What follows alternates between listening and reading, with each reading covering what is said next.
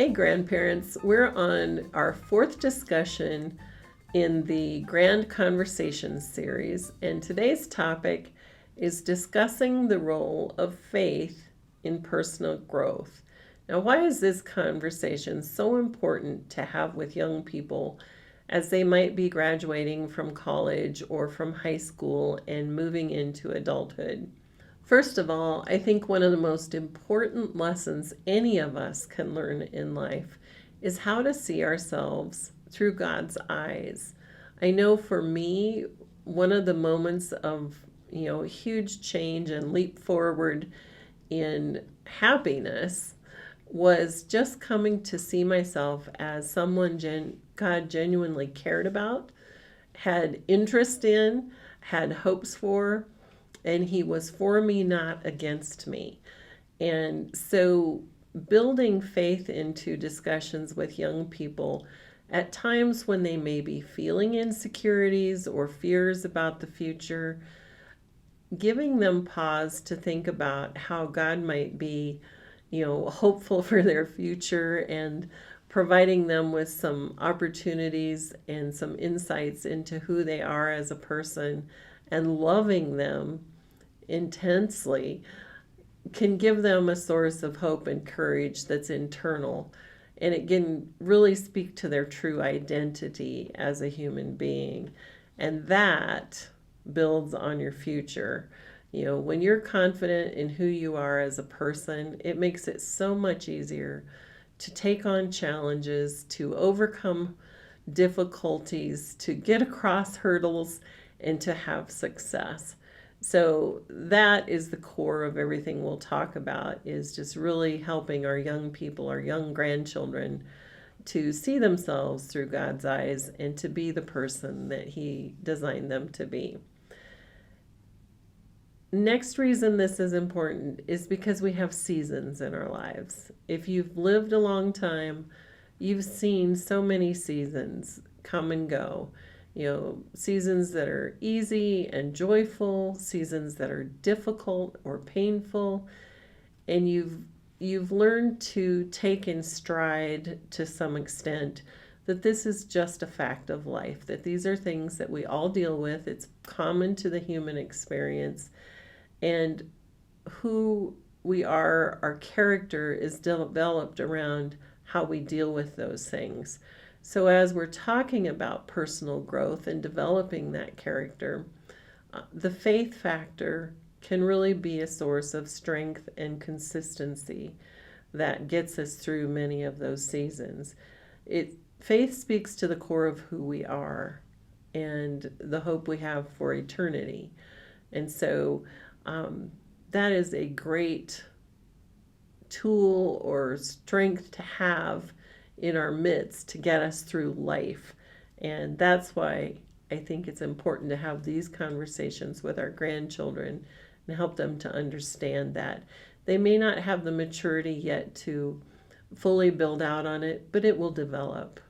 God continues to develop all of us over time if we allow Him to do that, to nudge us and urge us and to teach us life lessons. If you are a student of the Bible at all, you see that's a natural part of how human beings have developed over time for generations and generations. Now, how do you start this conversation with your grandchild? A lot of that question is answered based on whether or not you've had this as a part of your family life in the past. What is your family's faith history? Are you active in your faith? Do you talk about faith regularly and how it applies to life decisions? Is it a conversation topic around the dinner table? Or is it something that has never been a part of your family history and it's something new you're exploring? If it's new, you'll want to ease into it with, simple examples as you're learning. Why is your faith journey that you're currently having affecting you? And how can you see how that might affect your young person? Let's just take, for example, the confidence that comes from seeing how God sees you learning to see yourself through God's eyes. If you've come to that faith moment where you're experiencing that and you're dealing with a young person who may be at what is an exciting but fearful, insecure time of their lives, share with them how you're learning to see yourself in a different light and encourage them to, pursue that themselves so that they can start life earlier with that confidence. That's just one way if you're new to faith. If faith has always been a part of your family history and your family experience, then it's going to be natural to bring that into conversations about personal growth as an adult. Build on that foundation that's already been in your family, perhaps for generations already. Talk about their transition from, children and youth of faith into adults of faith.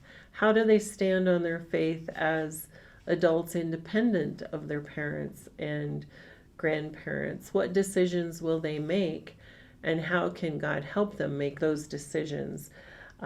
Encourage them to ask God the questions that they have in their hearts about their future.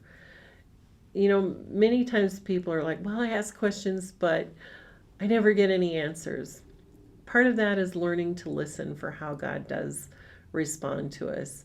And that's that still small voice, those urgings where we continually feel like, oh, I need to do this. I need to do this. It keeps coming to mind. Well, that's God answering our prayers. He's telling us, I've got something for you along this path if you'll just take that step. So when you're talking with your grands about personal growth and making the transition into adulthood, keep encouraging them to pray and listen and ask for God's guidance and then receive it. Maybe it's time to embark on a Bible study together with your near adult grandchild. Invite them into that process. Find something they're interested in. I know one of the things we're thinking about doing with a grandchild or two, and we hope, this is a big hope, okay, because it's an expensive one, but we'd like to take them to Israel. Our faith journey was much impacted by going to Israel and seeing the places that are in Scripture and, smelling the smells and, just seeing the sights and the ruins and learning about life in biblical times. Maybe you can do something like that. You can do a Bible study, do a trip, whatever, to kind of mature the faith of your grandchild. In that process, look for the opportunities that naturally come up to slow down the Bible study and talk about how it relates to their current stage in life. What lessons that are being taught in the Bible study really hit home right now because of the point they're in their life, the transition they're making into adulthood.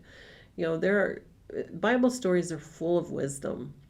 The Bible is just full of so much wisdom that if we will take a moment, look for it, and then convey it to our young people, they may or may not know how to respond on that moment, but they'll hear the words, they'll hear the love in your voice, and they will have it in their hearts, and it'll come back, it'll resurface, it'll come to remembrance at a time when they need that lesson, okay?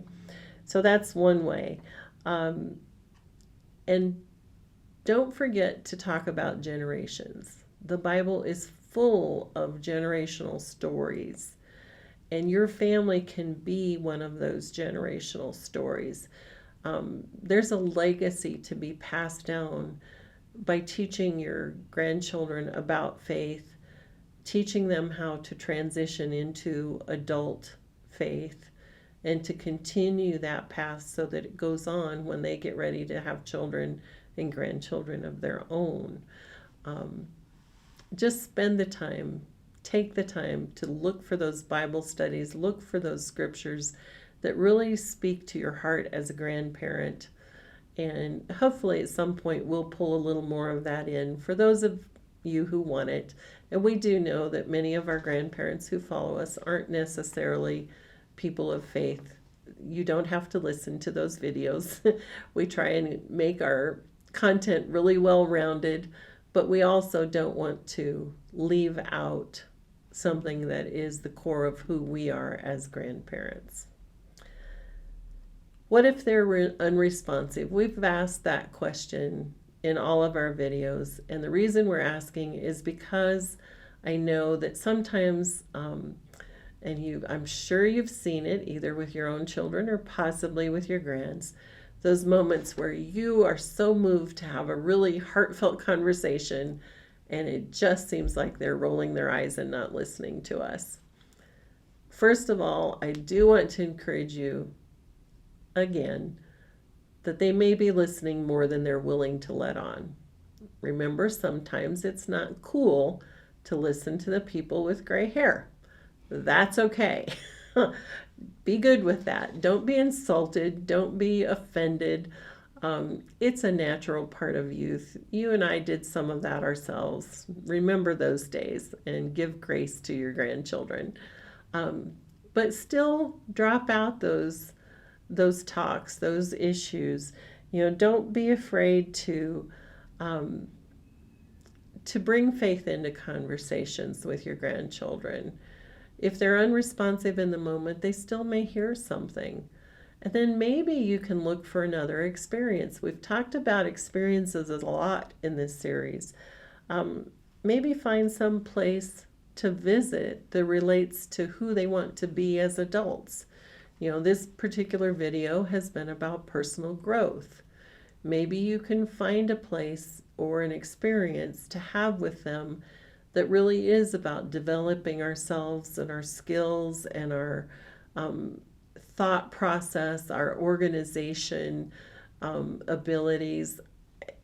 Crazy as it may sound, one of the impactful events or experiences I had in my life was going to a planner conference. One day, how to use your business planner. It changed my perspective on how I looked at planning, not only for business, but for life in general. Maybe you can find an experience like that to bring some of the personal conversation growth out in times with your grandchild. It will not only bring them personal growth, teach them some life skills, but give you some opportunities to discuss things of faith too, and how that will apply to how they plan their lives. Because certainly if you're a person of faith, that is at the core of how you make many of your plans. Be grand, my friends. We'll be back next month with some more conversations to have with your grandchildren.